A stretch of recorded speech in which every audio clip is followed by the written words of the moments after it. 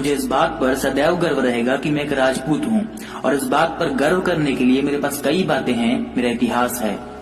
सृष्टि के आरंभ से ही मेरे महान पूर्वजों ने हजारों बार इस पवित्र धरा को अपने रक्त से सींचा।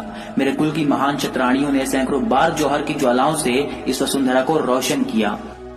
मेरे कुल श्रेष्ठ और राजा राम के पुत्र लव कुश ने अश्वमेघ यज्ञ के घोड़े को रोककर महावीर बजरंग बली, भरत, लक्ष्मण, शत्रुघ्न को परास्त किया था।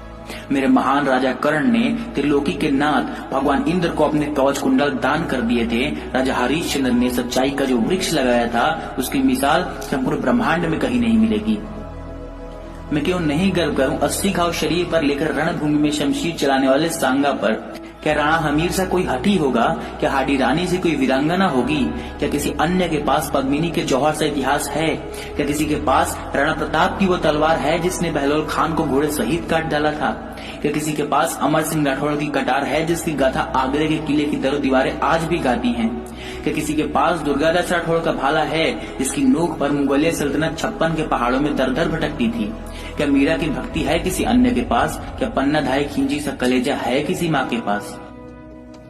भगवान बुद्ध से लेकर भगवान महावीर तक और राजा राम से लेकर बाबा रामदेव तक सब राजपूत ही तो थे।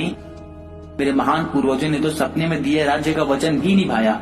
गायों की रक्षार्थ अपने प्राण देने वाले राजपूतों के देवरे गांव-गांव में उनकी जय जयकार कर रहे हैं।